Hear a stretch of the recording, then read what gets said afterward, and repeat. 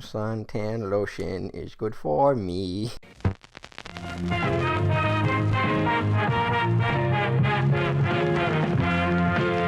Mr. Madison, what you just said is one of the most insanely idiotic things I have ever heard. At no point in your rambling, incoherent response were you even close to anything that could be considered a rational thought. Everyone in this room is now dumber for having listened to it. I award you no points, and may God have mercy on your soul. Hello, welcome back to another episode of Happy Amblin. I'm your host, Diego Crespo. With me today is Matt Garingo. Whoopity-doo! No. This is the show on the Waffle Press podcast, where we're doing a retrospective on Steven Spielberg and Adam Sandler, their works. And this is just off the top of my head, but I would really love it if, by the grace of God or the universe, that they ended up making a movie together.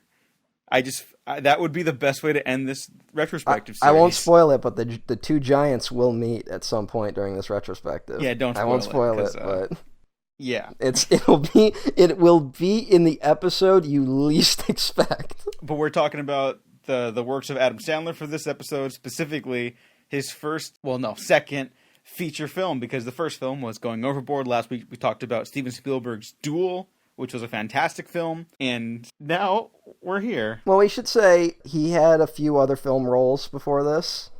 He did Going Overboard, of course, which we covered. He also had a very bit part in the movie Coneheads, which is a fascinating comedy because there are exactly zero jokes in it.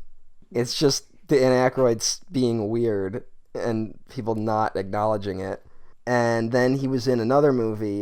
He played the third lead in a movie called Airheads. Have you ever seen Airheads? I haven't seen Airheads or Coneheads. Oh, okay. I feel like I'm good there. You might be. Airheads actually is kind of funny. Airheads is it's him, Brendan Fraser, and Steve Buscemi, and they're like a shitty hair metal band, I think, and they're not getting famous, so they get this idea to take a radio station hostage and force them to play their music. You know what? I love Brendan Fraser and Steve Buscemi. I'll totally watch that now, because I love Brendan Fraser. It has its moments, and Chris Farley pops up in it in a pretty substantial role, and Michael Richards is in it. There's a couple people in it. I remember liking it, but I have not seen it since I was 13.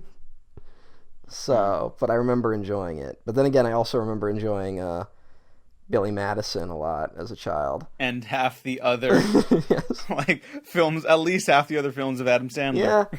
I would say I think I made it up until Click. I think Click was the last Adam Sandler film that I clicked with. You know what? Here, let's take a look at that really quick before we talk about Billy Madison. I guess the last one, I remember liking Click, but I wasn't fully there. I saw it when it came out on DVD. Right around then's where I started falling off afterwards, though. Do you remember the moment when you realized he was terrible?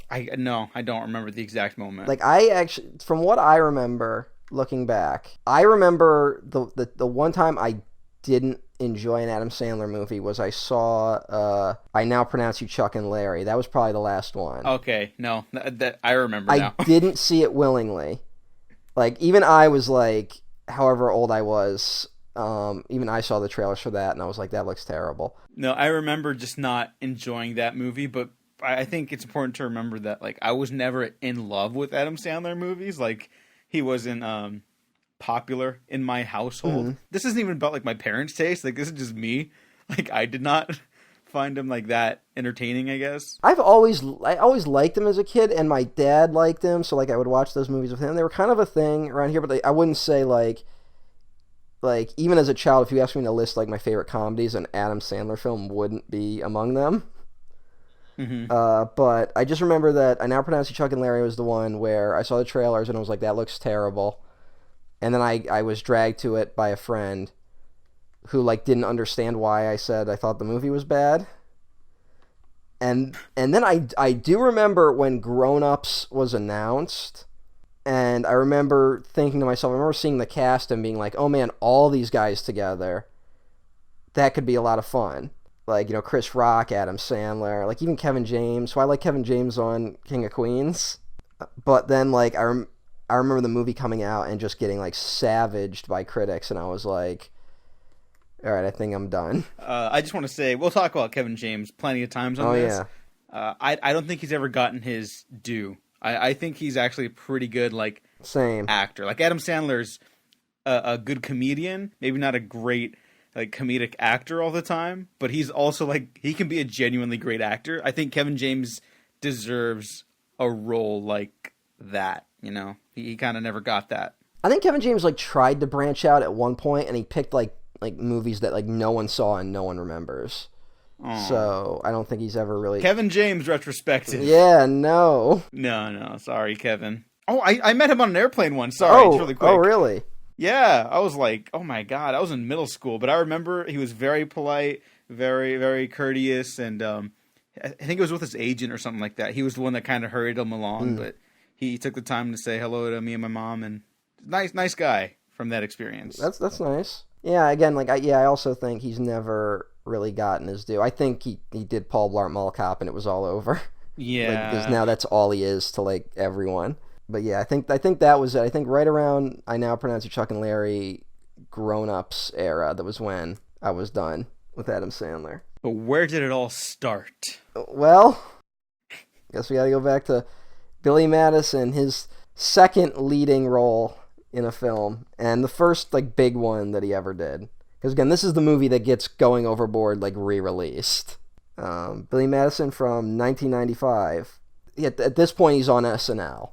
And I think people look back fondly at his era on SNL, because that's, like, him and Farley and Spade and Rob Schneider and Mike Myers for a little bit and Dana Carvey and all those people. And then... But I think people forget that, like, 94, 95, SNL was, like, savaged by the critics. Like, it was considered, like, SNL is finally gonna die. Because it's so awful. And I think I'll get more into it next week, because Adam Sandler is eventually fired from SNL. But, yeah, I think it's weird. Do you remember, like, do you know anything about his career at SNL? No, it's a big blind spot for me. I guess I've been procrastinating, like, looking more into that as we go on with his stuff. But no, I'm not too well versed in that. But I do know that SNL, to be fair, does go through that every, like, decade. There's always a couple years where it's like, this is probably it, and it never is. For some reason. Well, I think there's something about SNL where I kind of hate the mystique of SNL. Like, SNL was, like, this really, like, transgressive show in the 70s. And then it just kind of became, like, this average comedy show. Then it kind of became a part of the system, you know? It's in this weird position where it's trying to poke fun at Trump, but, like, shows like SNL are entirely responsible for Trump. Like, they don't know how to go at someone in a way that actually means anything. Not that I'm not even sure if comedy can really even be used in that way, especially today. I think we're starting to realize that, you know, satire isn't what helps anymore. I think it's okay to, like, laugh at, but I don't, like, even in that context, like, yeah, I think you're on the right track for sure. But even, like, with what they're doing, it's like, it's softball stuff. Like, isn't it weird how Trump, like, is orange? Yeah, and it's like, dude, like, you fucking morons! You just had him on your show. He's a buffoon. It's one step away from tussling his hair on Jimmy Fallon. You fucking assholes. Yeah, like, it's all the jokes are like, Trump's a buffoon, his supporters are buffoons, the people around him are buffoons, but they don't really have anything to say beyond that. Mm-hmm. And I think it's been that way for a while. I mean, to go back to the 90s. I mean, I think George H.W. Bush was the first president to go on SNL after he was president. And then, of course, Obama went on, like, while he was on the campaign trail in 2008. And that was, like, a big deal. And all he did was, like, I'm Obama, and then left. But then that became a thing. Like, we're now, like, it became a thing that the candidates have to do something on SNL, you know?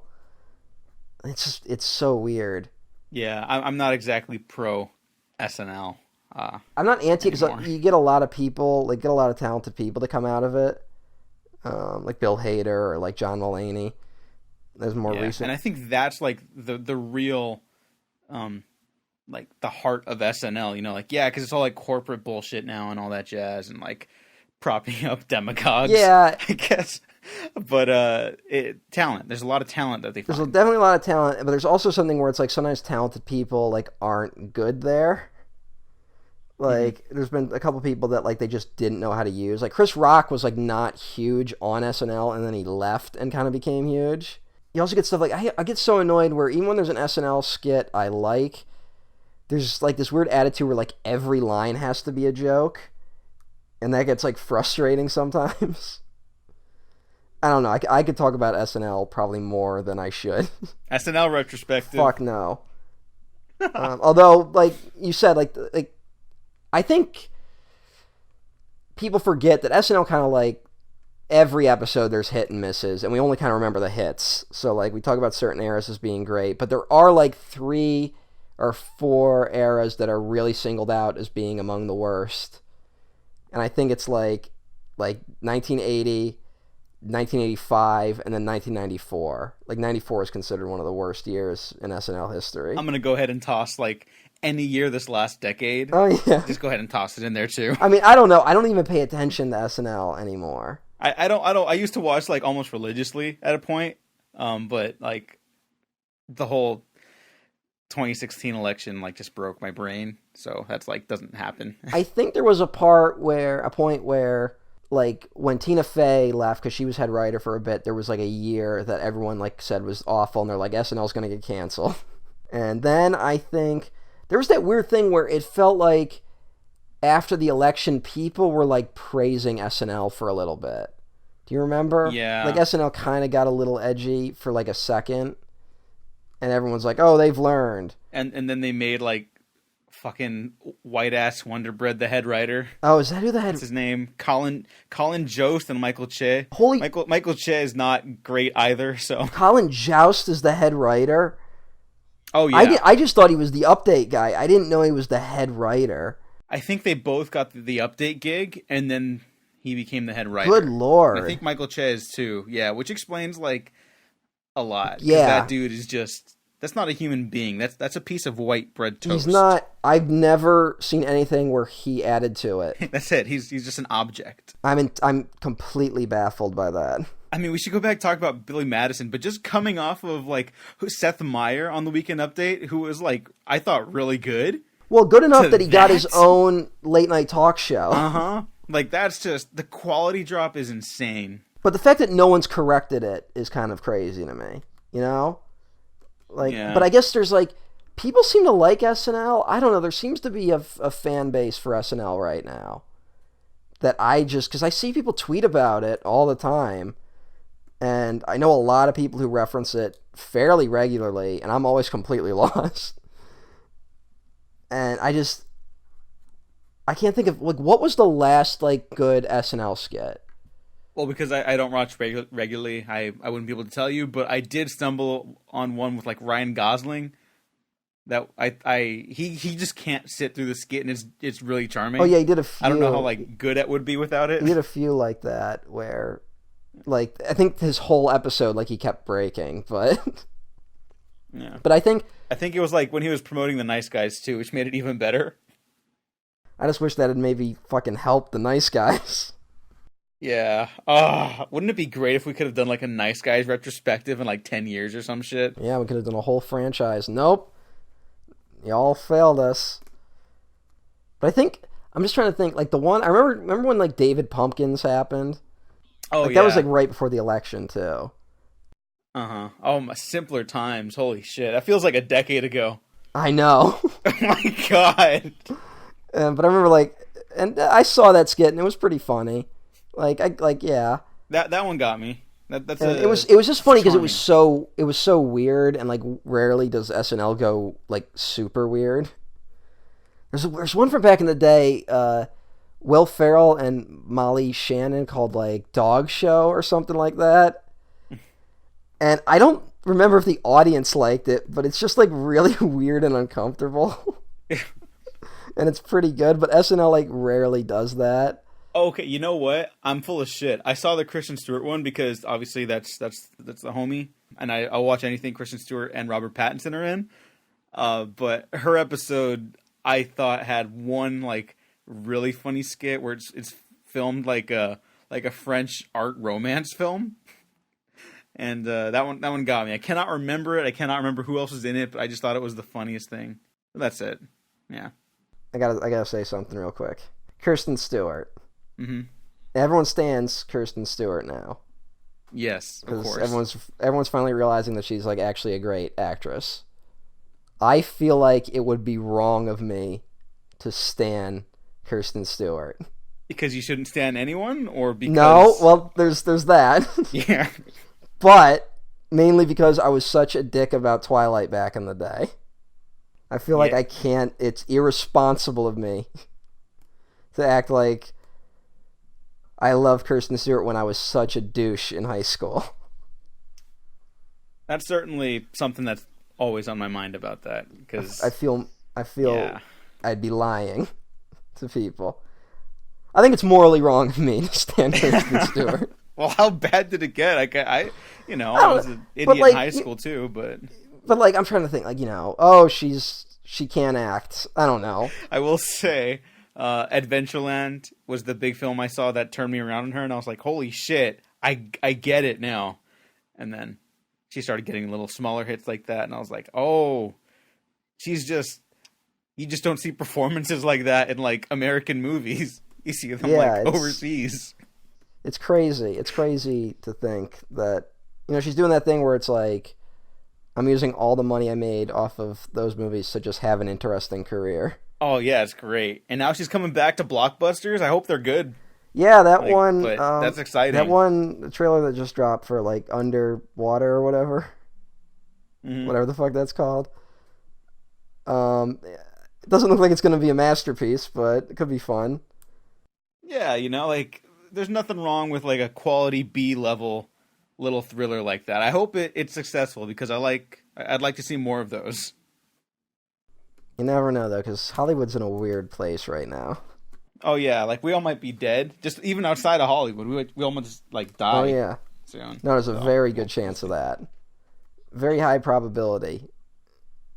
At the very least, we're going to start getting government-approved movies. Just like China. Yeah. Well, we do already have the MPAA, which is a censorship organization. Oh, yeah. But we can't campaign against that. We have to campaign against, like, 5 kids with a change.org petition. Those are the real censored. The people not in power are the real threats. Anyway. Billy is not an idiot. Give me one more chance. I'll prove I can take over. First grade through 12th grade, all over again. And then I get to take over Madison hotels. You're on. I want you all to meet Billy.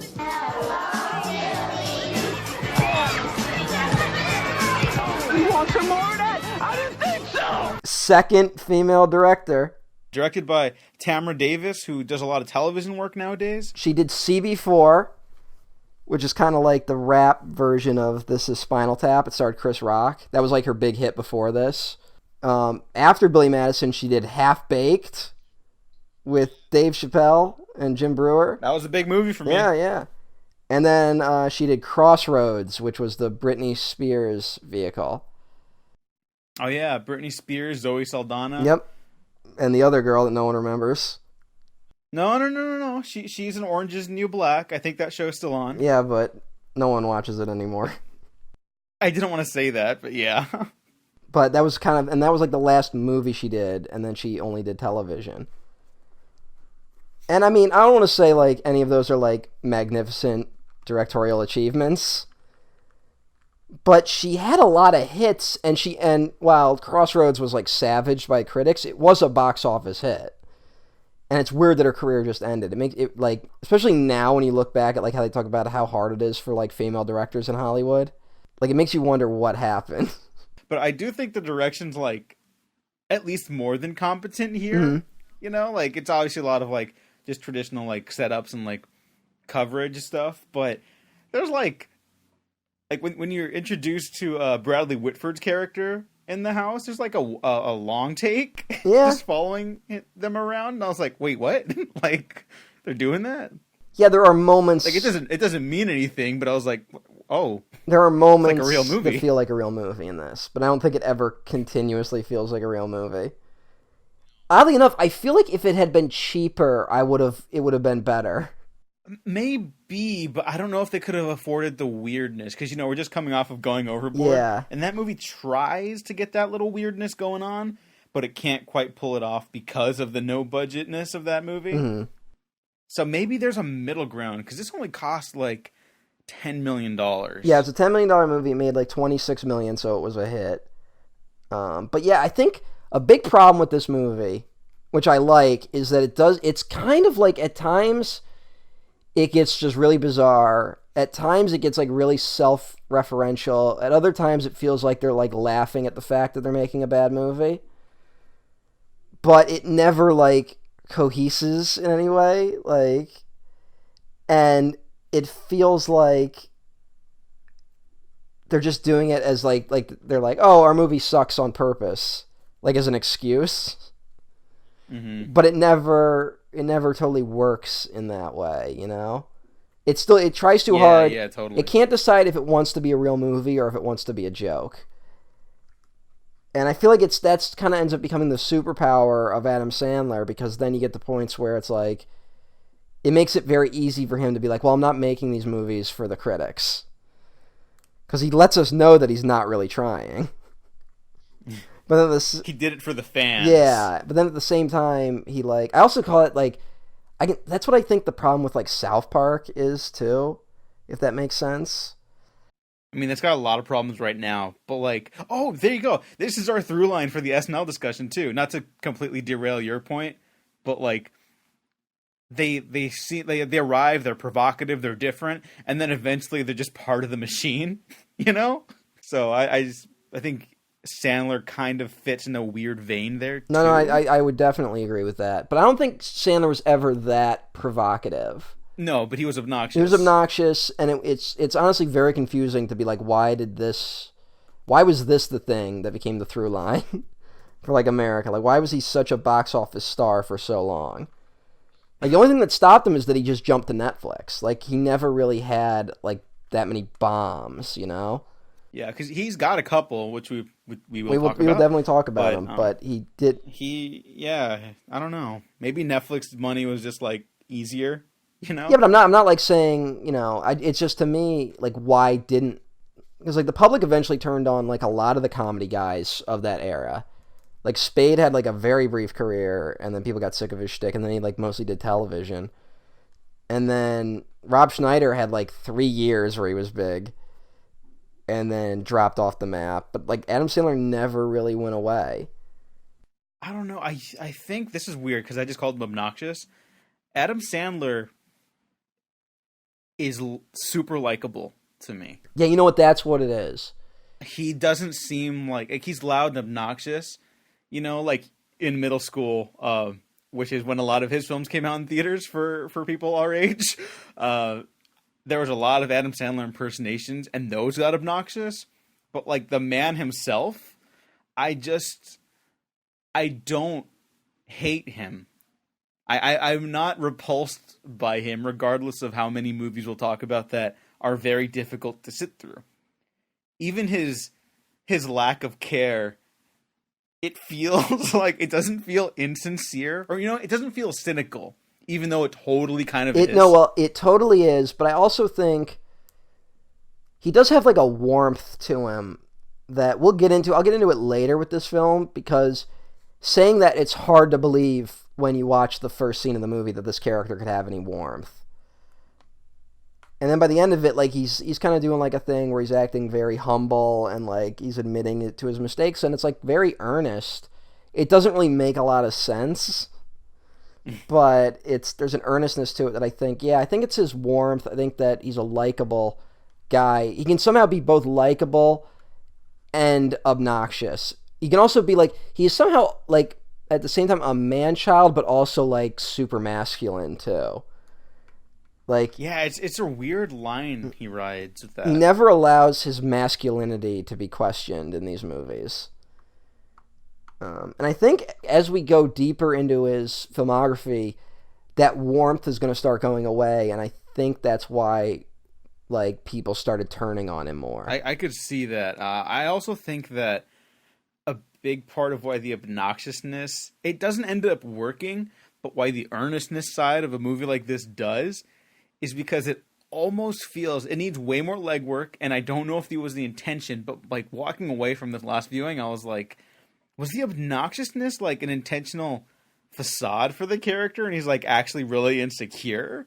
You know, like, to bring up the retrospective favorite, Aquaman, the 2018 motion picture, like, they use Jason Momoa's, like, bravado and alcoholism and, like, testosterone-fueled, like, battle rage as, like, it's revealed as a facade, and when he's talking to the giant kaiju Mary Poppins in the bottom of the ocean. Which is something that happens in Aquaman, the movie that was released. Which is an incredible film. He's revealed to be, like, he's still just that scared little kid who doesn't feel like he has a home, and he doesn't know what else to do, and it's, like, really touching and very sincere. So, Billy Madison reminded me of James Wan's Aquaman. I buy it. Because Aquaman also isn't, like, a totally complete character. Like, there's some problems there, but, like, you're kind of right where, like, it comes together when it needs to in an odd way. But, like, one thing that's, like, for the facade thing, that, like, even that doesn't totally work because, like, the first scene with Billy Madison, he's like such a buffoon, it's hard to believe, you know? Yeah. He doesn't know how to spell rock. That's a big part in this movie. He doesn't know how to spell rock. So, like, it's, like, hard to be like, is he, you know, is he stupid? Is he just drunk and irresponsible? Or is he, like genuinely mentally ill? Like, because at that point, it's like, we shouldn't be laughing. Yeah, here, exactly. Like, it starts getting weird. And because, like, you know, that opening, I'll just jump to the opening. I'll come back to like who's in it and who made this real quick. But the first scene is him. He's talking in like a cartoon voice to himself as he puts suntan lotion on, which he makes a smiley face, which he punctuates by saying "smiley" to no one. And then he swims over to his two buddies, played by Norm Macdonald and Mark Beltzman, who I don't think ever like did anything else. Playing Frank and Jack, and they're both drunk too. And then he realizes that it's Nudie Magazine Day. All his nudie mags arrive. He says it like that. And he jumps out of the pool, drives a golf cart to get his nudie mags. And that's just the start of it, because when he gets the nudie mags, which are also like a weird collection, like, isn't it like one of them's like elderly women? Like, they're two, like, I can't remember what the first story. It's like one's elderly women, and then the one he ends up picking is like drunk chicks. Like, that's, I think, the magazine cover. I think there's also like a template for the women that will appear in Adam Sandler films. Oh, yes. Just if you want like a nice Rosetta Stone for what's to come. That's what's honestly what was weird about watching this, is that there was a lot of moments, you know, it's just to be expected from a 90s comedy, where you're like, oh, that hasn't aged super well. And then you realize, oh, wait a minute, this type of humor isn't just going to stick around. It's going to get progressively worse. It evolves, but not like for the better. It like kind of devolves. Yes. Anyways, he's looking at his nudie mags, and then a penguin appears. This penguin, who is like a figment of his imagination, who comes back several times, who he chases and is always trying to catch. But, like, I don't know, I don't drink. But I know you do, Diego. Yes. Now, when you drink, have you ever seen a large penguin or any other large animals that you felt compelled to catch? No. Okay. But I've also never drank, like, absinthe. Which I think is the missing component to the film. Yes. Like, if they say that, you know, like, you do that in Eurotrip, and it's like, oh, yeah, I get it. But again, it's like, you know? What type of buffoon is he supposed to be? I don't know. I think at that point they're unintentionally declaring that Billy Madison has like developmental issues. I think the only answer is they don't know that it. he's developmentally stunted, which seems like where it's going from the start of the film. But by the end of the film, they say, "No, Billy, you actually are special and you have the drive. You just you just are afraid to do it." Which leans into your idea that this is all a facade, but that is not enforced by the Penguin. The Penguin seems to be in direct conflict with that reading. There are holes in my take for sure. I'm kind of helping out the movie here. The movie didn't do this. Admittedly, I think we're both thinking about the movie more than the writers did. Probably, but whatever. You know what? That happens. I think they thought a lot more about the cast. Yes. Well, first I want to talk about this movie was produced by Robert Simons, who will kind of be Adam Sandler's guy going forward until like the early 2000s.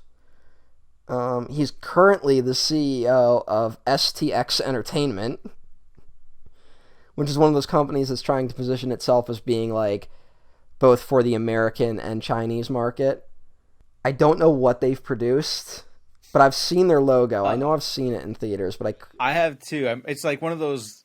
It's not the fanciest logo. It's just like a cheap like shining light, and then kind of glistens on their name. Odd Hill to die on, but I think company logos have gotten really lazy in recent years. Not odd at all. To pull one from David Fincher, Screen Gems, change your fucking logo for 20 years.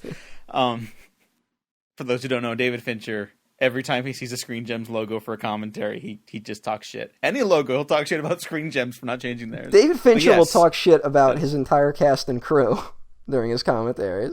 It's very interesting. David Fincher seems like a very odd man. He's got to team up with Adam Sandler at some point. Oh, you know that would be an incredible film. Would. You know, he could have been... Sandler might have been perfect for, like, Gone Girl.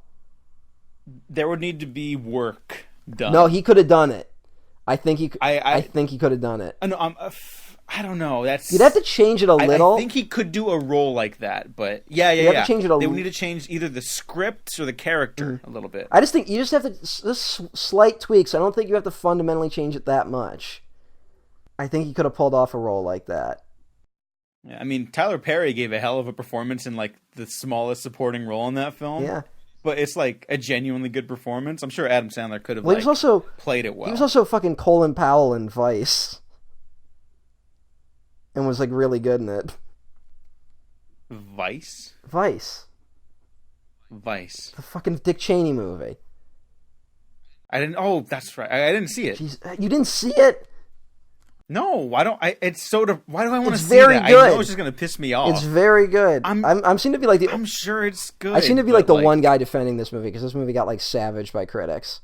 No, you and Gene, I think, are the big fans of it. But like I just can't. I know I'm just going to get so pissed off, and not even because of the film, just because reality. You know? I'm frightened by Vice. That's a take. Like Vice seems like it's a herald of like a new filmmaking style that in the wrong hands could do genuine damage to America. Which is why I'm excited about it. See Vice? Anyone who has seen it knows what I'm talking about. I think a lot of people watched it and like there's like that liberal self-defeatist nature where it's like, it's just saying all the things I believe. And it's like, yeah, no shit. Maybe we should say it a little more clearly from now on. Like, it's a movie that pulls no punches. It's not subtle. It, like, hates the idea of being subtle. And, which is what I really respect about it. But then I thought, like, what if this was in the hands of, like this filmmaking style was in the hands of, like, the Koch brothers? You know what I'm saying? And they just straight up lied. Like, who's that guy, that Dinesh D'Souza or whatever the fuck his name is? Oh yeah, that fucking hack. He basically makes Michael Moore documentaries that are full of more lies and for the right. Like, if he tried to do a movie like Vice, I think it could genuinely hurt people. It could hurt the country. Because he's a dude that like he has no qualms about just lying. Doesn't his own daughter not talk to him? I'm pretty sure. Well, wasn't he in prison? Yeah. Yeah, he went to prison. Yeah, I think. The right wing is full of grifters. Who'd have thought? The president of the United States is a grifter. It's like the scam that worked a little too well. And because of that, America is going to be like the villain in every movie made 100 years from now. Why wait? Make them the villains now. Yeah, I guess that's the lesson to learn here. Don't you think it's a little pathetic that just because of who your father is, you get to come to school all over again? Yes, I do. I guess back to Billy Madison after that. Yeah, Jesus. Sorry. It's all right. Used to it by now. This was written by Sandler and a guy named Tim Herlihy. He was an accountant turned SNL writer. Huh, good for him. Yeah, and he was an SNL writer for a couple of years, and I believe he wrote a few more Adam Sandler movies. I don't know if he still writes Sandler's movies, but he stuck around with him for a little bit. He'll be recurring. But those are the two writers of the film. The writing's not exactly the strong suit, but what I will say, also like Aquaman, the film throws everything against the wall, and when a movie does that, things are bound to not always work. But I think that's also why people got taken with this movie, because when it does hit, I gotta be honest, it got me. There are moments in this that you won't see in other movies. And that's all I'm looking for in movies these days. Yeah, it's different. It didn't stay different, but that's not this movie's fault, you know? Do you want to talk about the cast? All right. So, we got the great Bradley Whitford as Eric Gordon. The villain of the film. Bridget Wilson, who did not stick around in movies very long. I think she's still working, but she's not like... No, what I saw is that she hasn't worked in like a couple years. But she was in Last Action Hero. She had a brief role. She was in Mortal Kombat. I think a lot of people remember from the Mortal Kombat movie. That's right. And I Know What You Did Last Summer. I think those are like her biggest movies. You know, quality-wise, though, they're about the same. Yeah. I guess. Darren McGavin as Billy's father. Yes, fucking Kolchak, the Night Stalker. Like you said, Norm Macdonald as Frank. But I guess the only other people we have, like, I believe his name's Larry Hankin, was Carl. He's kind of like the good businessman in the movie. He's a character actor you've seen like a million things. He was in Home Alone. He was in fucking Escape from Alcatraz. Yeah. Larry Hankin is great. He's good in this too, but I love that guy when he pops up. The late Theresa Merritt as Juanita, the housemaid. She was on That's My Mama, but I remember her from The Wiz back in the day. Oh yeah. She has like the what? All right, what's going on with her character? Let's just stop for a second. No idea, because sometimes it's like kind of like weird in an Adam Sandler way, and other times it verges on like just uncomfortable. Yeah, like she seems to be sexually attracted to Billy Madison. Yeah, but it's so weird in the context of the movie. It honestly just feels like they're like, we need to give this character some funny lines. That's one of the big misses of the movie. Yeah, it is. Like, I don't think any of those jokes really land. No, and it's weirder because whenever she's around, they play Billy as like infantile. Yeah.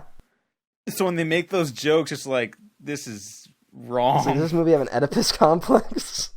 Yeah, it's just uncomfortable to watch. But it's also, I love that actress, but her performance, her choices are very odd, because she like is saying like that Billy's got a great ass, but she says it like in a warm way, like not in a like lustful way or anything, you know, which just makes it stranger.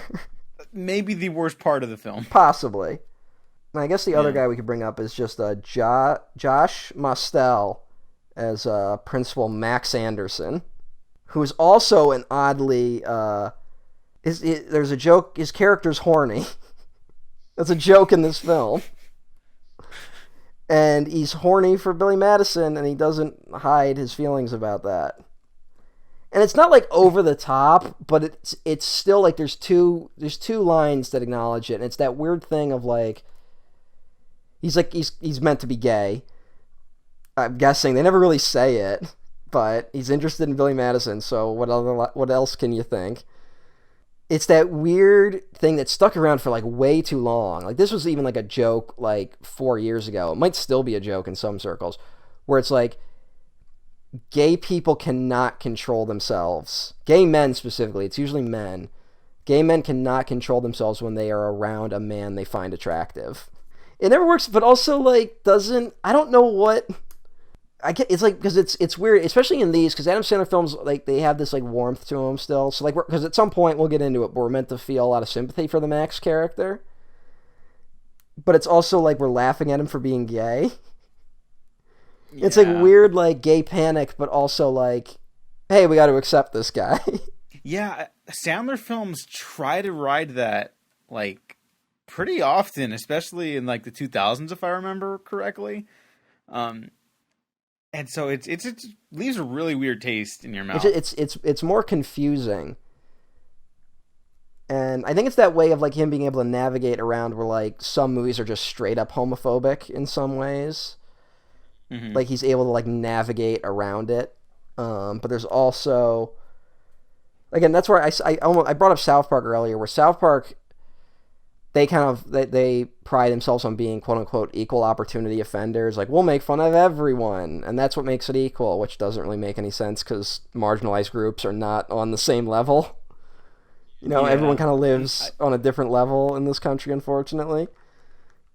But supposed to be punching up, not punching down. Yeah, but beyond that, to me, a big problem I've always had with South Park is like I've listened to those guys' interviews, because I do think they are genuinely talented comedy writers. But they've also been like they pride themselves on saying our show's not actually about anything, it's just about jokes. And it's a way to like, they let themselves off the hook when people go like, hey, you know, you're being irresponsible perpetuating this stereotype. And like, well, we're not trying to say anything, we're just making a joke. And it's like, well, but then they also want to be like a show that does say things, you know?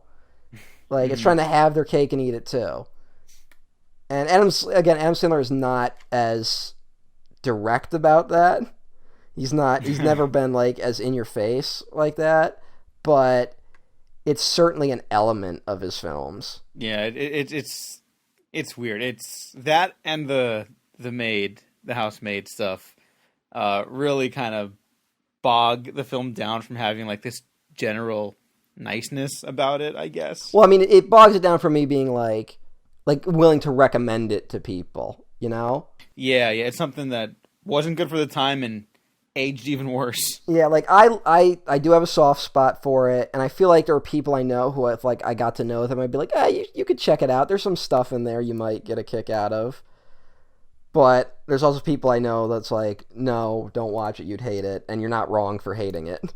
Like, this is it's entirely a film that only like the curious should watch. Only for Adam Sandler completionists. Exactly. Which are gonna be a thing, I guess. We are gonna be like the only two members of that. Yeah. Well, now that we're 50 minutes in, I guess we should talk about the plot of the film. Suntan lotion is good for me. Billy Madison is a story about a 27-year-old slacker who is trying to live up to his father's legacy and run his Fortune 500 company. When he is denied that claim by Eric Gordon, the Bradley Whitford character, Billy Madison goes back to school to prove that he is responsible and he can live up to that. And wackiness ensues. He's going to do every grade from 1st to 12th, 2 weeks for each class, and if he can pass, which I don't know how, they never really go into how that's determined. Just occasionally a teacher will be like, you passed, and he's like, yay. But that's how it's going to work.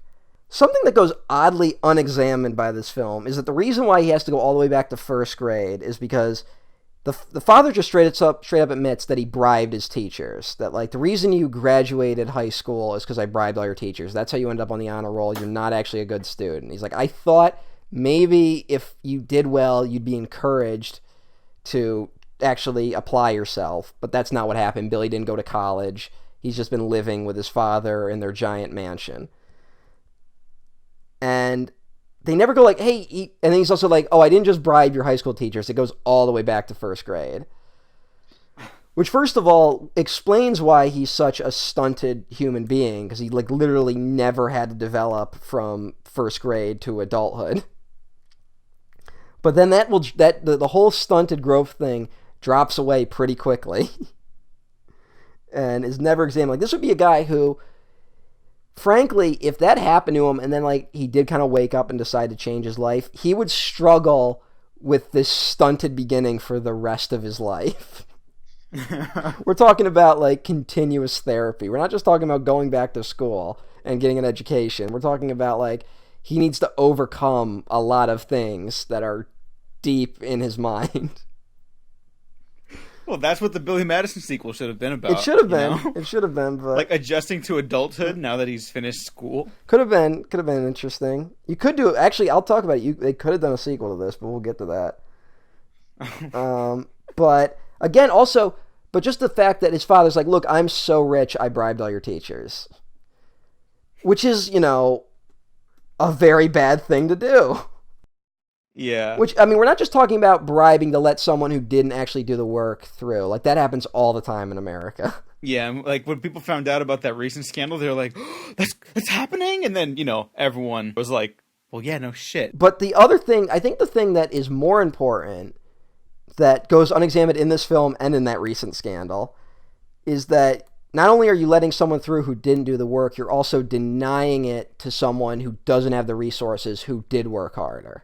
Like, that makes it's odd that it never goes examined that what his father did was like a genuinely bad thing. It's not like something that we can just like write off. Yeah, honestly, the father should have been like a co-lead of the film, having to deal with that. That could have been like, I mean, that would have been like a real movie. Yeah, you know. Well, but, it's so weird. The father plays such a little part. Like, the idea is like he's trying to win the approval of his father, but that's also not a big part of this.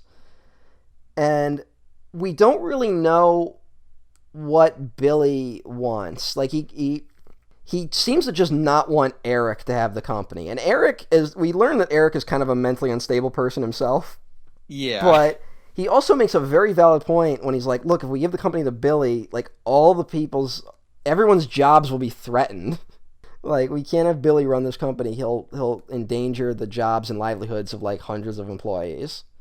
And Eric, again, although he's unstable, he never like goes like, once I get a hold of the Madison hotel chain, I will shut it all down and just make a profit for myself, you know? Like, he's not like, he doesn't have some evil plan to do with the company. He just wants it really bad. And I think in a way, maybe it's supposed to be like a reflection of Billy Madison, but it never really works. I mean, that reading is totally like viable. And by the end, he's like a dirty reflection of Billy Madison, though. Like, not to jump directly to the end, but, you know, the question that stumps the Eric character, I think they're trying to say something about like ethical bosses, and they're both entitled in a way, but one of them is like ethical. Like, I think that's all it really is. But we don't get enough of Billy being ethical for that to make sense. Although, you know what? No, there's, you know, he learns to mend his ways at one point, so I guess it's kind of there. It's still very flimsy, but yeah, it's flimsy. But then we see him be more empathetic to the people around him, like the kids primarily.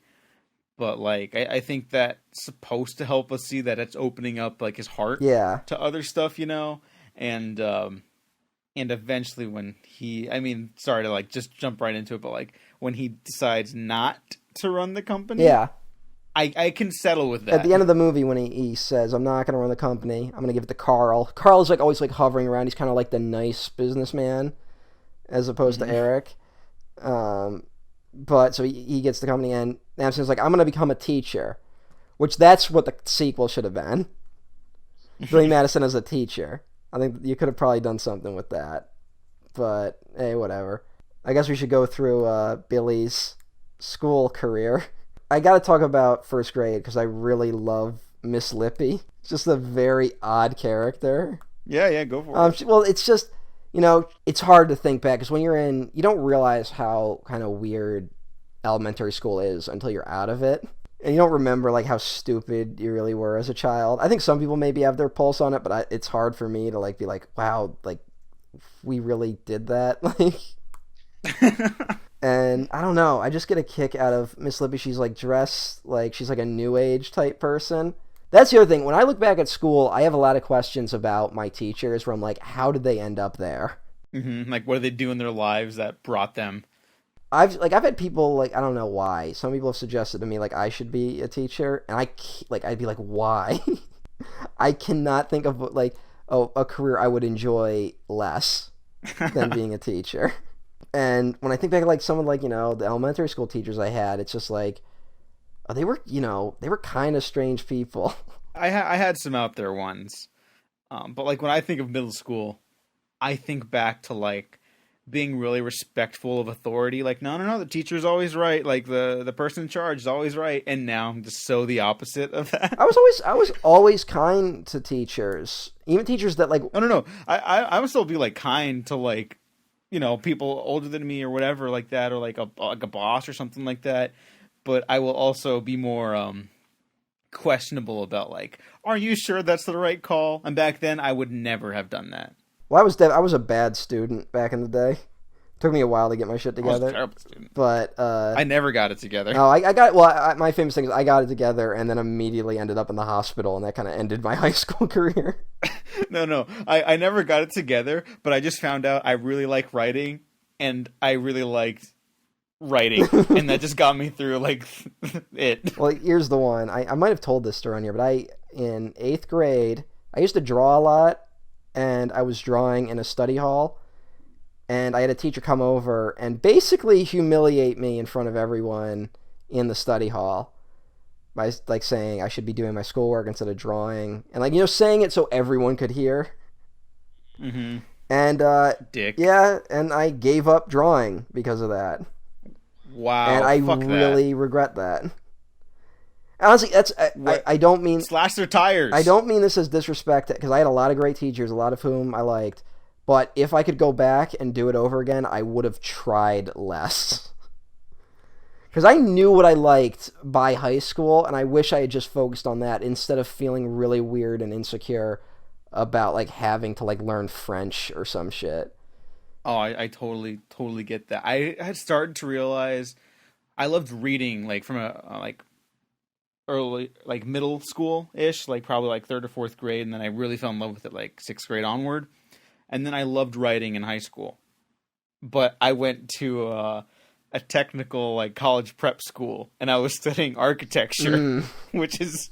does not have a lot of, like, analytical writing involved. Yeah, that seems like the opposite.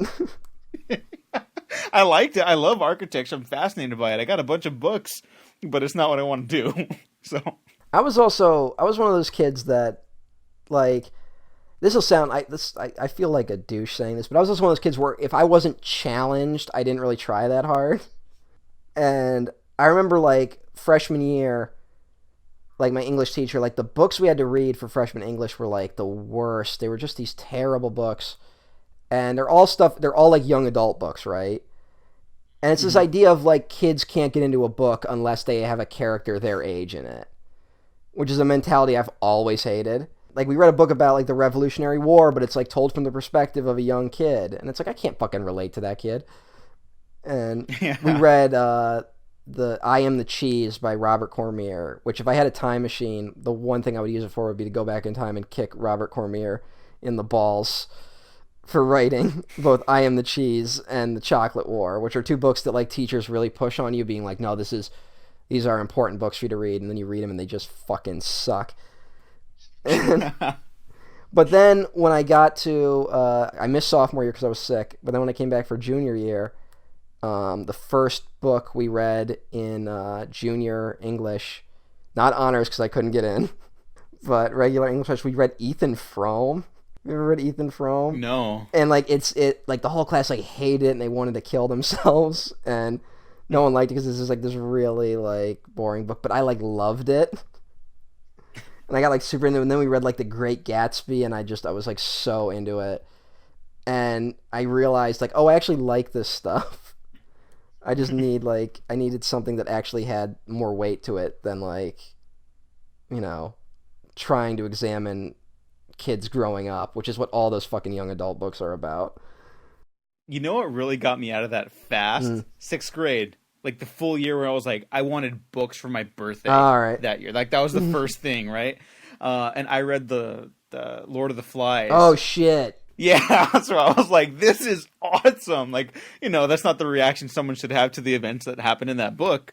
But, like, I just fell so in love with that. And then I Am Legend, of course, the big one for me. Yeah, same. Like, after that, I could, like, hop around wherever after that. And so, yeah, the young adult aspect books really, really bothered me. And then high school, like, when we first started English there, at least for us, we got thrown right into Shakespeare.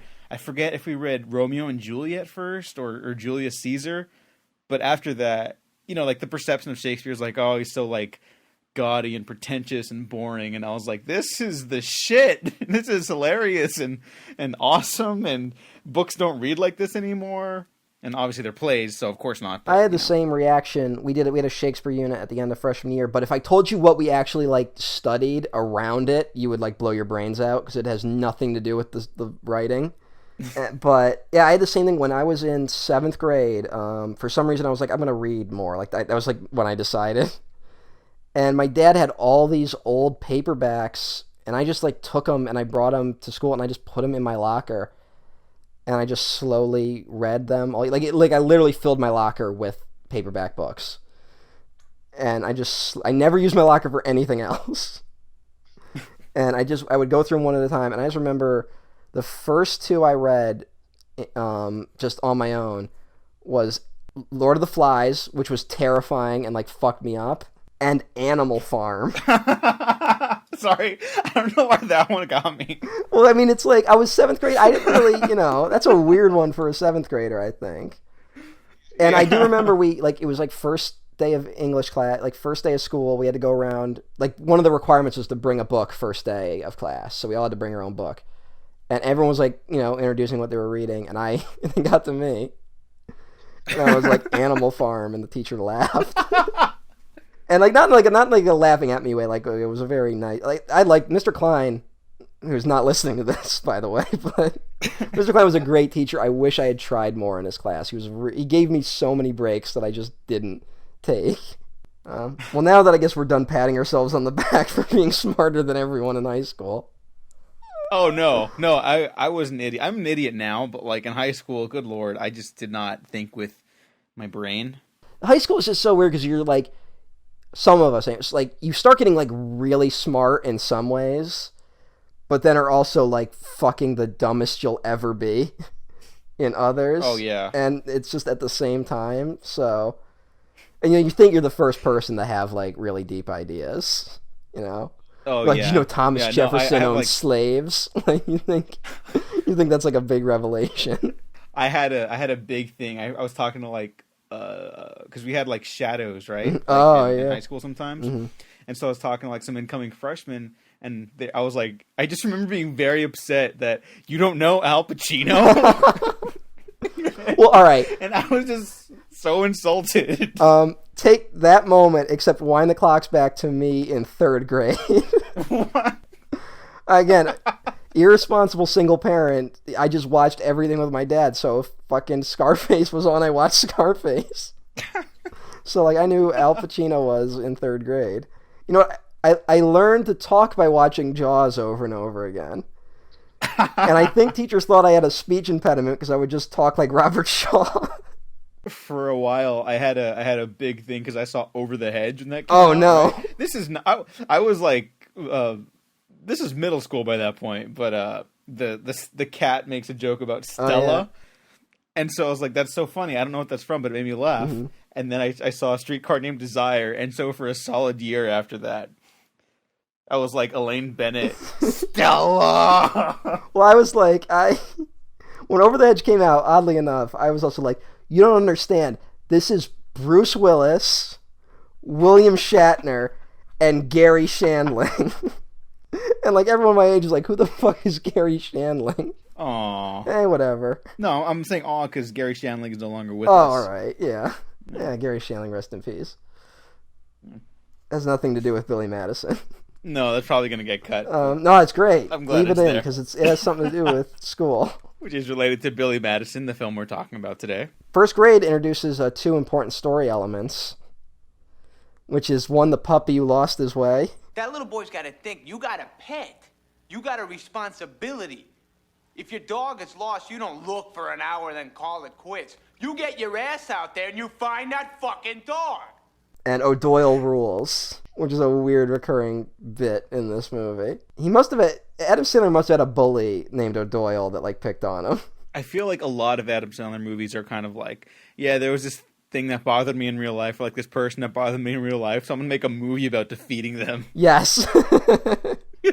Well, this movie... And I mean, like, whatever. This movie, he does not beat any of the O'Doyles. They go off a cliff and die.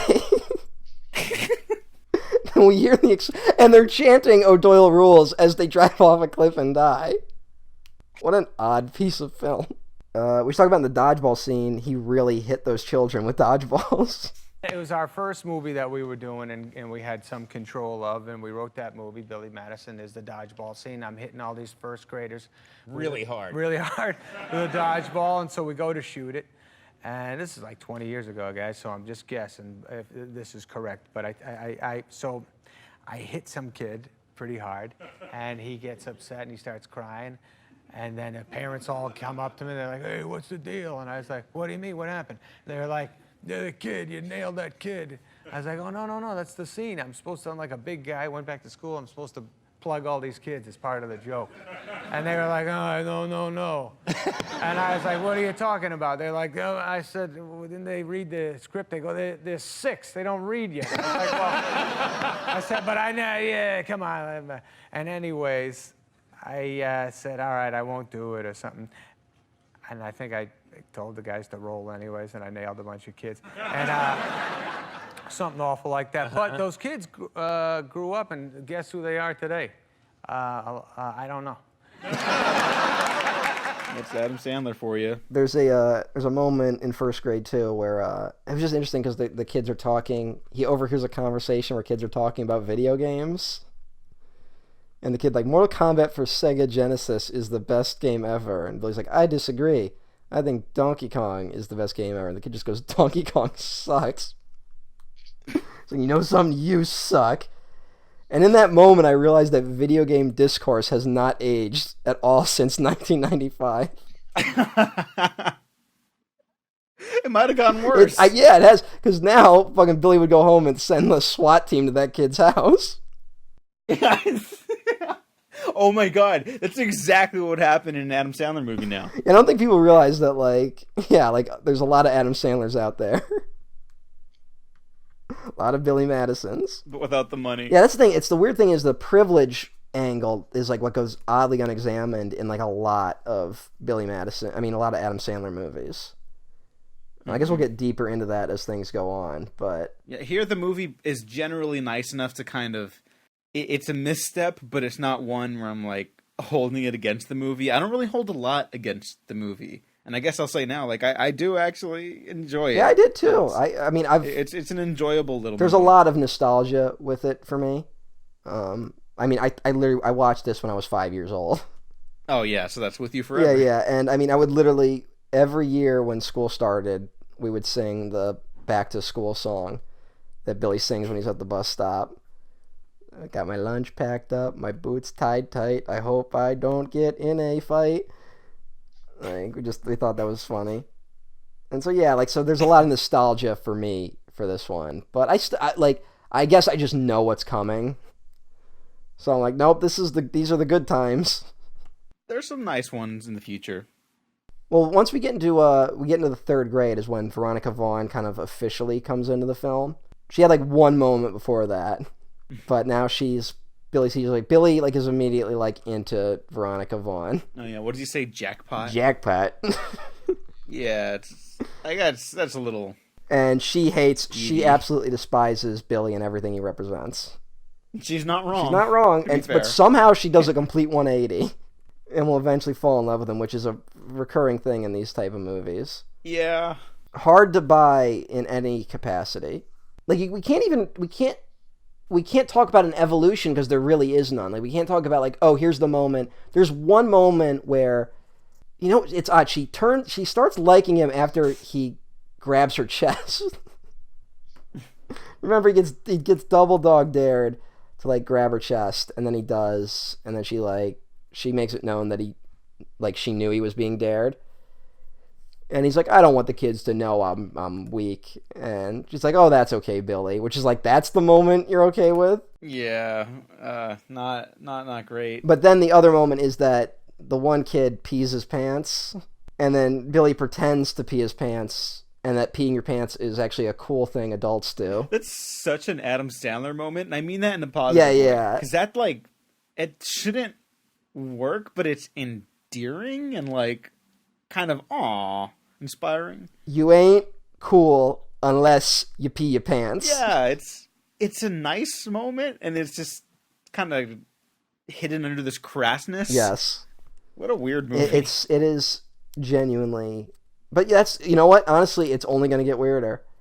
But that's the moment when she starts to like him. And third grade, of course, we kind of start getting a lot of tropes as to, like, oh, this is what kids did in school. Because there's a moment where Billy has a meltdown when he can't do cursive Z's. And he announces he's never coming back to school. Which hints that maybe he had, like, performance anxiety or whatever.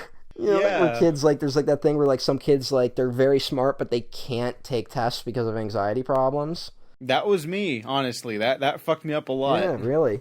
I definitely had anxiety, but it was never... I don't know, I think tests were easy because they told you what to do. No, I was terrible at tests. I was really good at note-taking. Don't know what that's about. You know, I was bad with, like writing. I had that thing where if I couldn't do it perfect, I couldn't do it, you know? Like, that took me, like, years to overcome, where I felt like if I couldn't do it perfect and if I couldn't find the right answer, I just wouldn't do it. And when it took me a while to realize, well, like, some answers, you know, there isn't a right answer sometimes. And also, teachers just want to see that you at least tried. Like, that's a big part of your grade, is just actually trying. But then he tries to pretend being sick, which is like, oh, isn't that funny? Kids do that, but this is an adult doing that. And then it gets weird, like, right away. Oh, yeah, with Juanita. It's like, you can stay home and shave my armpits? It's like, is that... I don't know what they're going for. Yeah. Like, oh, get it? Because women with hair is, like, gross, I guess. But she's attracted to him? Yes, I have the way she says it, too, is... I don't know. I have no fucking idea what's going on there. Yeah. But when Billy returns, that's when we get Principal Max Anderson. Fan favorite. What does Principal Max... What does the revolting blob mean for the MCU?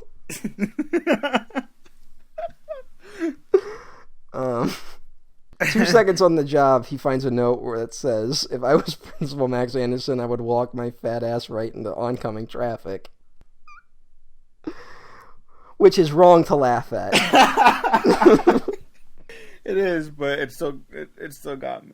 I feel bad whenever that happens. Like, this is horribly offensive. I can't help it. It's the wording. It's the wording of the note. I'm sorry. And he didn't have to read it. You know? Like, he just lets himself get humiliated. He was beaten by a third grader. Oh, that's something else I want to talk about too. The relationship that Adam Sandler has with the kids in third grade. It's very sweet. You know, we kind of talked about it with the pee in the pants incident, but it feels genuine here. That's the class he seems to become closest with, and he'll keep seeing these kids as things go on. The one kid, Ernie, I believe his name is, kind of becomes like his right-hand man for a bit of it. Yeah, those kids, they become... I don't know why. I guess it was because Veronica Vaughn. But that class becomes like his special class.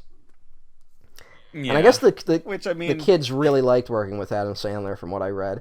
Oh, that's nice. Which it makes sense. I mean, he is kind of like a man-child. I mean, like you were saying, like you're nostalgic about this movie, and like I think a lot of people generally are, and I think it's still, you know, critically it was never beloved. Mm-hmm. It does have a following, yes, for sure. We go on a field trip, which I talked about briefly, and that's when we meet one of our cameos, which is Chris Farley as a bus driver. Yeah, is this the first time we talked about Chris Farley on here? It might be. Wow.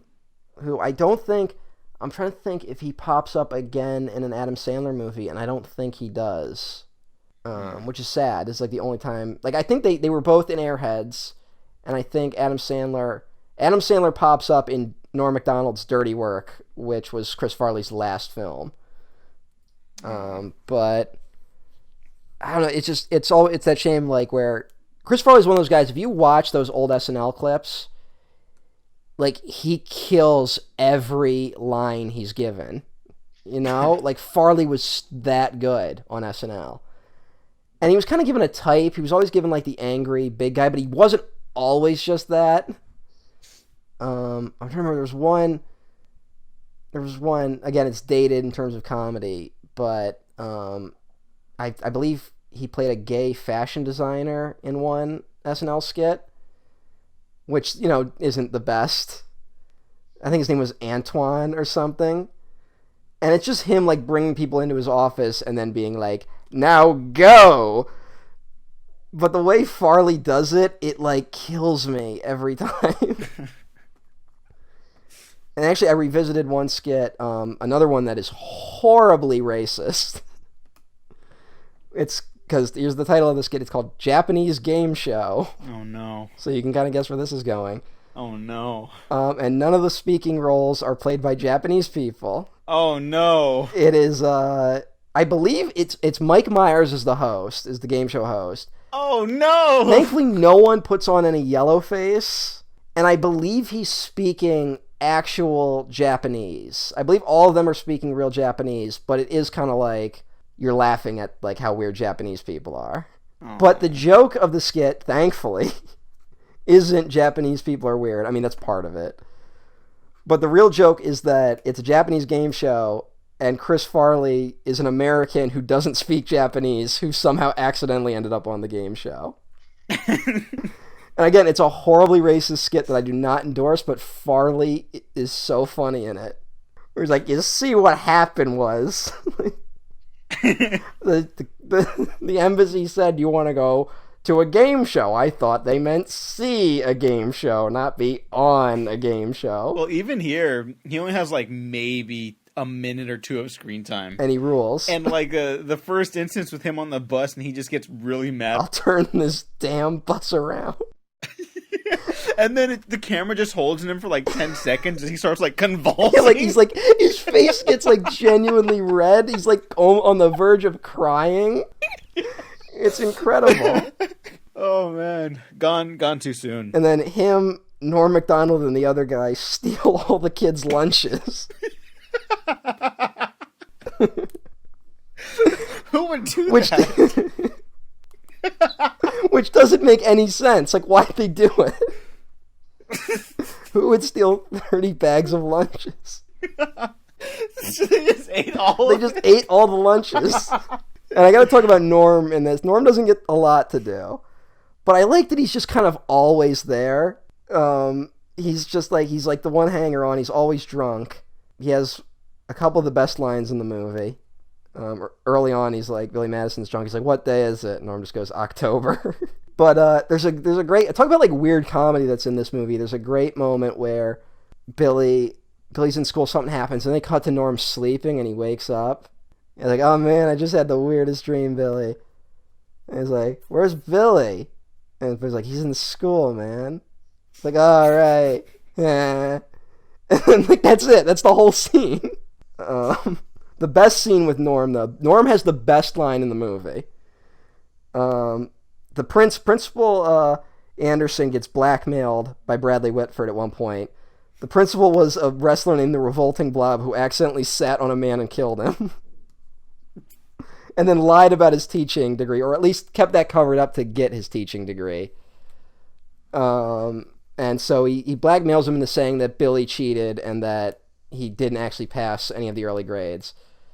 So there's a scene where Billy, Norm Macdonald, and a couple of friends, they're all hanging out at the mansion and watching television, and some stupid show's on, and then it's over, and the news comes on and goes like, coming up, a story of corruption, how the child of a billionaire was bribed to school in order to graduate, and it's like obviously Billy.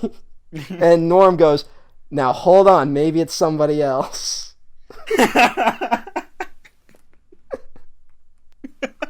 Norm's gonna pop up again later, I believe. You know what? That's a great line.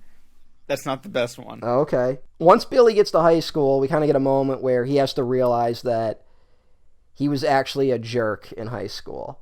Going back, because now he's the loser, and now he knows what it feels like to get made fun of. And, whatever. Not a great lesson, but interesting moment, because that's the moment when he kind of starts to grow, where he's like, oh, all right, I actually have to change as a person. And before then, he's also like, he doesn't live in the mansion anymore, he lives in a tent.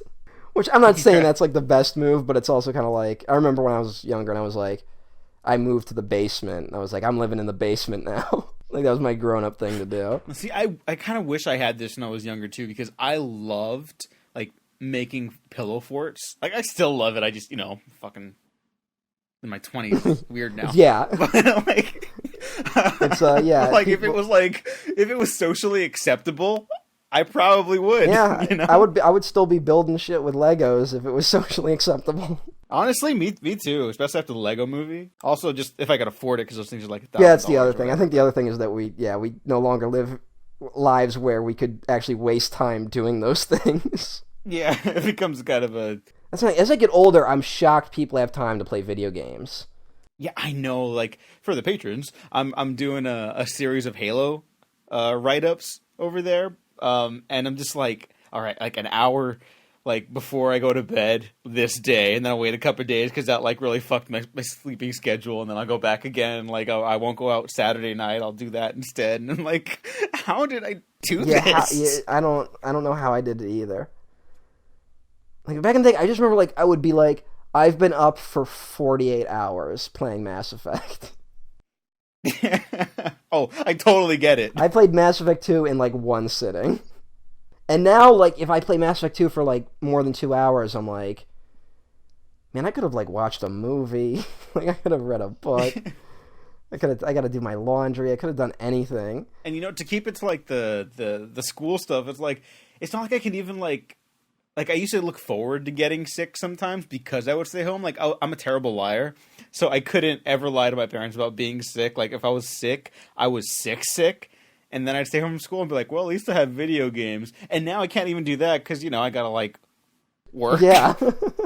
So fuck. It's like it's like I'm horribly crippled from disease. And I'm still like, fuck, I gotta go to the fucking DMV. Gotta fucking do all this fucking shit.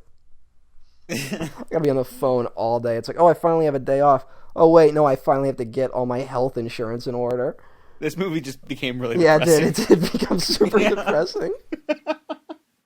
I wish I was Billy Madison now. I get why Adam Sandler makes these, because he has the power to. Oh, yeah. No, he's living the American dream. I get it now. But when Billy realizes that he was a jerk in high school, he decides to call up an old friend to apologize. Not an old friend, but someone he used to pick on in high school. He calls up a guy named Danny McGrath, played by Mr. Steve Buscemi. Yeah! Yeah! Billy, just calls him and be like, look, when I was in high school, I said a lot of things that I thought were funny then, and now I realize they're not funny now, and I just want to call to apologize. And if you want to get together, like, we could do something. He's like, that sounds good. It's like, oh, great, yeah, we'll meet up sometime. And it's like, that sounds wonderful. And then Buscemi hangs up and then leans over and crosses Billy Madison off his list of people to kill.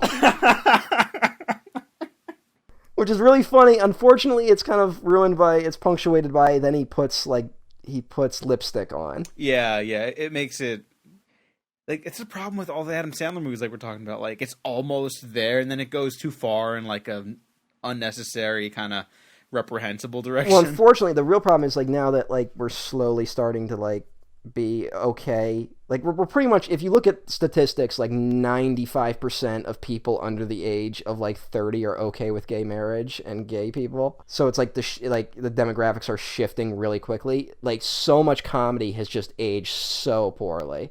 I was looking, honestly, I sat down to rewatch The Birdcage, and I was afraid it wouldn't hold up, because, like, the whole joke of that movie is that they're, like, really gay. Oh, I missed that. That's a blind spot. Oh, no, you know what? It still holds up incredibly well. Oh, you know what I rewatched recently? I really love The Magnificent Seven. Not as good as Seven Samurai, obviously, but, like, more rewatchable, in my opinion, just because it's just a breezier film and not, like, such a downer. But there's a moment in there where there's, like, just as a splash of cold water to the face, where they just say a homophobic slur, Oh, yeah. just like casually, and I was like, "Whoa, whoa, what happened there?" Yeah. And it really took me out of it for a second, and so every now and then you sit down and watch a movie, and like you do like that spit, like comedy spit take when something gets dropped. That you're like, "Holy fuck!" Yeah, like they said that. Why was this okay? No, that was society. Yeah. Steve Buscemi will eventually come back into the picture, though. Yes, he will. Eventually, first of all, Billy, when he gets exposed, when the principal lies and says that Billy cheated, the deal is off. Now Eric's going to get the company, and Billy just immediately gives up and immediately goes back to being the jackass that he was. And as a symbol of him regressing, the penguin also returns into the picture at Veronica Vaughn's house, and Billy seems to believe that Veronica is sleeping with the penguin. It almost works. The weirdness, I think, almost works there. If you're one of the people out there who's like, I'm not going to watch Billy Madison, understandable. I need you to understand that the penguin is literally a man in a giant penguin suit. Like, it's not like an actual penguin. But Veronica Vaughn eventually comes and slaps Billy upside the head and convinces him, like, that you shouldn't give up. And she says, "You know, some people have no willpower, no brains, no vision. They just drift through life like lumps of crap. What is she talking about? And you have all those things. You're just afraid to use them. Don't be." Which, okay, there's no point where we get the idea that he has brains or willpower or vision. Yeah. Like, really, what I think she should have said was, Billy, you have the resources to do something with your life. Your father's rich. You can actually follow your dreams. You're just afraid to do that. That would have worked a lot better. But instead, she has to be like, no, Billy, you're special. But then, in a moment of inspiration, a musical number starts. You don't know how much of it is fantasy and how much of it is real. Like, there doesn't seem to be a line. A clown is in the music. Earlier in the film, a clown gets knocked over by a donkey that Norm Macdonald gave beer to. And busts his head open and is bleeding. And then in the middle of the song, he's just like, "I bet you thought that I was dead." Like, but when I fell over, I just broke my leg and got a hemorrhage in my head. It's like, you know what happens when your head hemorrhages, right? Yeah. But the clown sticks around for the rest of the movie. He's in the background of the whole decathlon. He's watching. This is the kind of weirdness that works. Yeah, and it's great because it's not acknowledged. He's watching. He's at the auditorium at the end, and he's when Billy graduates.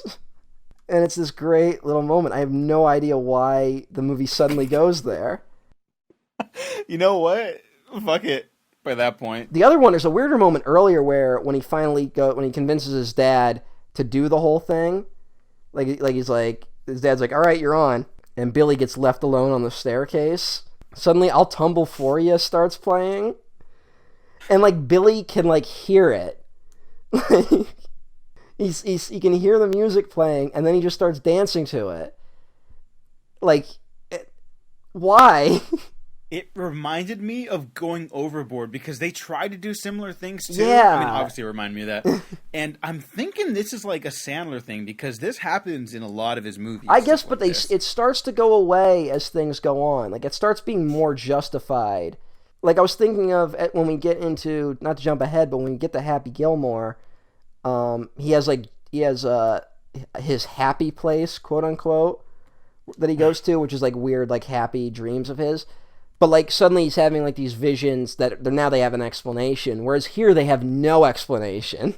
Yeah, that's true. I wish they kept it more like this. Yeah. I bet his stuff would be better. Well, maybe not better received, but like they'd be at least more memorable. There'd be more reason to at least check it out. Yeah, because this is genuinely, I think, even like hilarious at certain points by the end. And also the musical number, like, it's about how he's gonna finally, like, you know, go back to school and like get all the shit done, and then it ends on everyone just saying, "Do you have any more gum?" Yeah. And I'm not joking. Like, the clown is part of it, Veronica Vaughn's part of it, Norm Macdonald and the other guy are part of it, Juanita's part of it. It's like a whole thing. Wow, what a moment. the kids convince the principal to admit that he was lying, and then the principal goes into hiding. And then Bradley Whitford's like, hey, look, the deal's off. You already gave me the company. But then Billy's like, look, how about we just face off mano a mano? We do an academic decathlon. Whoever wins gets the company. And then we're introduced to another cameo in this film. I should mention, I totally skipped it, but Robert Smigel is in this as the one science teacher is talking about chlorophyll, more like borophyll. Robert Smigel, I believe he'll write a couple of the films we'll cover here, and he's like famous SNL writer. He was one of the first, I believe he was the first head writer on Conan. He wrote for the Dana Carvey show, which lasted like 5 episodes, but is like some of the best comedy you'll ever see. He's the voice of Triumph the Insult comic dog. I just felt the need to point him out. He has nothing funny to do in this, but he's in it. Are all these people just like associates of Adam Sandler? Because this is not a surprise. It's not like a secret, but Adam Sandler just tends to cast his friends in a lot of stuff. And I'm not even going to say there's anything wrong with that. Cause like, if I had like the resources to make any movie I wanted to, I'd probably just hang out with my friends too, if I could. Oh yeah, I'd do the same thing in a heartbeat. But that's why they're in it, right? Especially if you're making a movie like this, which like doesn't have a lot of high stakes to it. Yeah, I think so, but I don't know I don't know where Buscemi comes from. Oh no, Buscemi worked with him on Airheads. That's how they know each other. Oh, okay, yeah, because he pops up a couple times. And I guess from what I've heard, Adam Sandler's like the friendliest person on the planet. So I mean, hey, that makes me feel better about this. Yeah, I mean, he's very unfortunate with his comedy, and I know he's a conservative guy. I mean, you can kind of tell that by his work. I mean, a lot of people we've talked about here are conservative. Norm Macdonald, Chris Farley was conservative. So, yeah. Another conservative is Jim Downey, who is the host of the Academic Decathlon. Yeah, I just want to say Jim Downey wrote for 30 years on SNL. He's kind of like famous for being, and he's like, he comes back every now and then because like somehow, like even up to like, what's his name? Bill Hader worked with him at one point. And Downey, I believe, has been like fired from SNL multiple times. Like there's like, well, there was the one was that he was like Norm, like him and Norm Macdonald like were buddies at SNL, and so he wrote all the Update sketches for Norm when Norm was host of Update, and then when Norm got fired from Update, Norm was kept on the show, but they both kind of protested it for a bit, and they kind of made like a stink behind the scenes. And I actually heard him, this is a true story, Jim Downey, I heard him in an interview talk about that one day he was at SNL, and he got a phone call from like the head of the network, and the network said, 2 things, you and Norm are fired, and Chris Farley's dead. Wow. Yeah. That sounds like a bit in an Adam Sandler movie. But it's fucked up in real life. I know. Oh, that's messed up. I don't like that. Yeah, so, but Jim Downey, he's a very conservative guy. He was on like Dennis Miller's show for a while. Another SNL conservative. He's very understated. Like he's just always like sneaking in about how his wife is a dirty tramp. He keeps saying that. Even on the back like of the decathlon board. Yeah, it's 3 of the categories, I believe. One of them's like, it's like my spouse is sleeping around. Yeah, my spouse is sleeping around. My wife, the tramp, and I married common street trash. Like, it's so horrible. And I want to talk before Diego gets to the best line in the movie. I just have to mention, for those of you in Film Twitter like kind of like not paying attention right now, Jim Downey is in There Will Be Blood, and it's a noticeable role. He plays Al, the guy who helps Daniel Plainview buy up all the land in the movie. Well, there's the line where when Daniel was like, "Why don't I own this?" He's like, "Don't get thick in front of me, Al." That's the line I always remember. But go ahead. Take the line from There Will Be Blood from Jim Downey's character, put them in Billy Madison. Take his Billy Madison lines and put them in There Will Be Blood. Oh my god! And I think both movies, their quality increases exponentially. Yeah, this land is very easy to get, kind of like my wife, who is a dirty tramp. But it comes down to, I believe Billy is ahead by 1 point. So Bradley Whitford can tie in this final match, and then they'll have to go to like a sudden death. But Billy gets to go first, and but the opponent gets to pick the category. So they go through all the categories. One of them is burning dog poo in the human response. Bradley Whitford, of course, picks Reflections of Society and Literature. And Billy gives this big speech where he tries to say that the book The Puppy Who Lost His Way is actually about the Industrial Revolution. Which is a lot like all my attempts to make every movie we watch about 9/11. I got it in. The whole audience claps, and Jim Downey gives his response. Mr. Madison, what you just said is one of the most insanely idiotic things I have ever heard. At no point in your rambling, incoherent response were you even close to anything that could be considered a rational thought. Everyone in this room is now dumber for having listened to it. I award you no points, and may God have mercy on your soul. Oh my God, that's not just the best line in this movie. That might be the funniest moment in like any Adam Sandler movie It might ever. be. Like he peaked right there. It's so fucking great. And it's so good. A simple wrong would have been nice.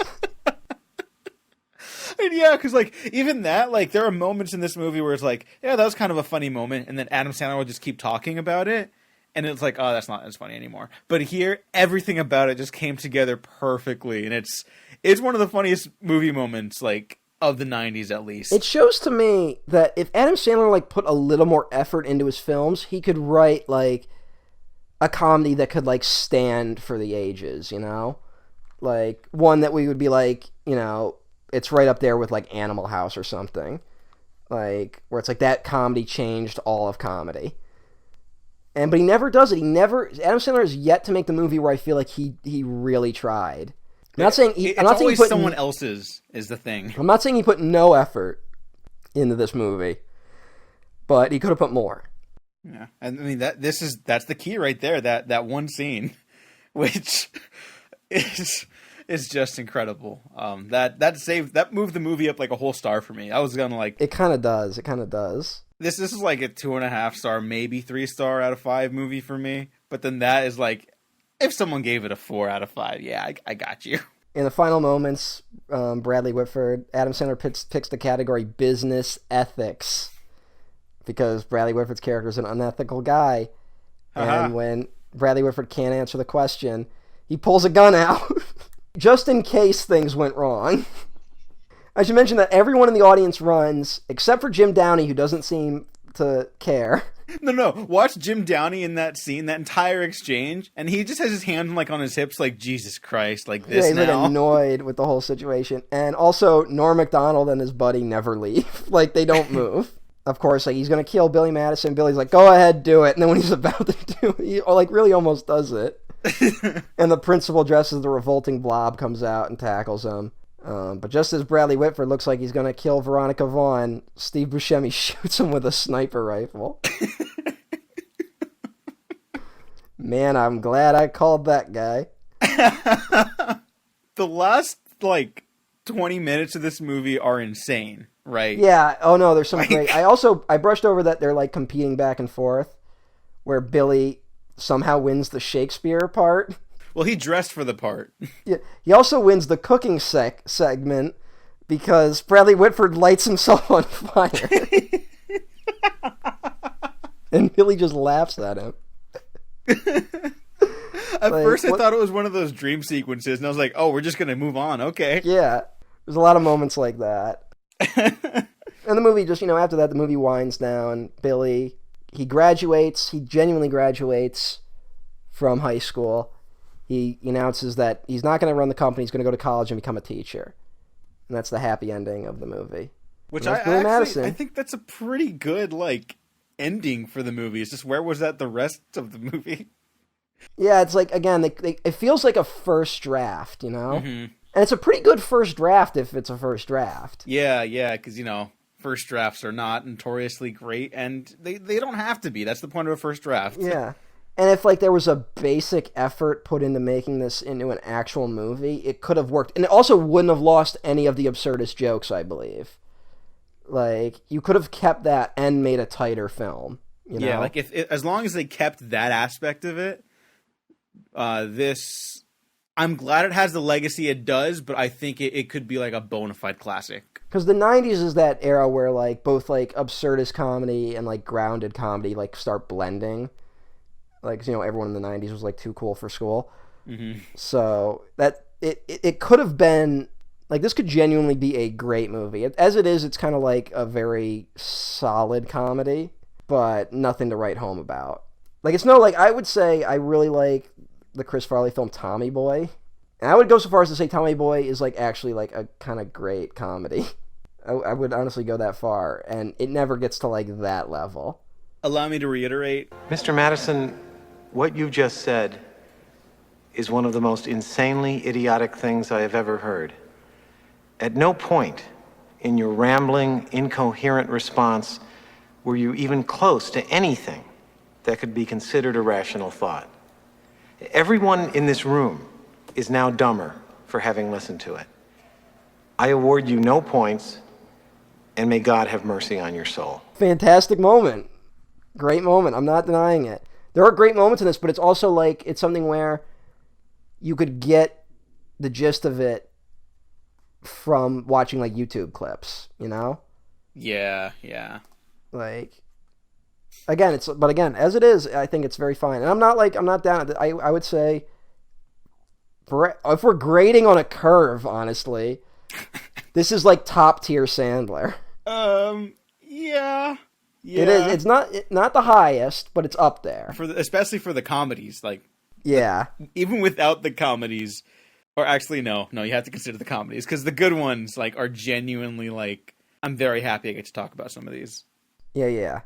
So this was a good one. Yeah, this was a nice surprise to revisit, because, again, I haven't had the biggest soft spot for Adam Sandler. I like the guy. What's even more of a surprise is that we've talked for almost 2 fucking hours. We talked less about Duel, and I don't know how that happened. Yeah. I mean, we didn't, like, not talk about things in Duel, which is nice, too. But, like, I don't know. I was like, oh, yeah, this will be one of the shorter episodes. Whoops. Yeah, we kind of, like, the idea was that we were going to do these so the Adam Sandler ones would be shorter. And so it would be easier to do the Spielberg ones. And instead we talked about Billy Madison for 2 fucking hours. Well, it might not be that long in it the probably official won't be, episode, but to people out there in the future, it probably isn't that long. But I just want you to know how long we talked. Yeah. If I get it down to half an hour, that'd be amazing. But that's don't happen. No, don't, because we talked about a lot of good stuff, I think. I think so too. I don't think we wasted time. Yeah, because everything was always kind of related. Yeah, at least generally. Yeah, I'll say 90%. Yeah. There's always something you can cut. Yeah, but that's Billy Madison. Yep. It's not bad. Not great, but not bad. Yeah, but that's the Sandler perspective for this week. Next week we will be back with Steven Spielberg's Sugarland Express, which is not related to Adam Sandler at all, but will also be my first viewing of the film. Yep. So all right, I'm waiting to see your responce to it. I imagine I'm like, it just breaks my love of Spielberg. I'm like, no, he's a hack now. I see. Yeah, that'd be interesting. Yeah. But I just gotta say, God damn, this is a dumb idea. 1066. That is correct. Adam Sandler. I am the smartest man alive! Spanish Armada. 1466. 67. Billy Madison. 1469. 1514. 1981. God, give me the answer! Matt, where can the people find you? I'm at EmperorOTN at Twitter.com. And you can find me at Twitter.com as well, at the Diego Crespo. Check out the Waffle Press on YouTube, SoundCloud, Spotify, iTunes. And if you're watching on YouTube, you get to see some clips I share and the cool opening that I put together for these retrospectives, because this is going to be the longest weird one yet, and I'm really excited to keep going with it. So this has been HappyAmblin. Thanks for listening. Thanks for watching. We have been professionally unprofessional. Agabagoo.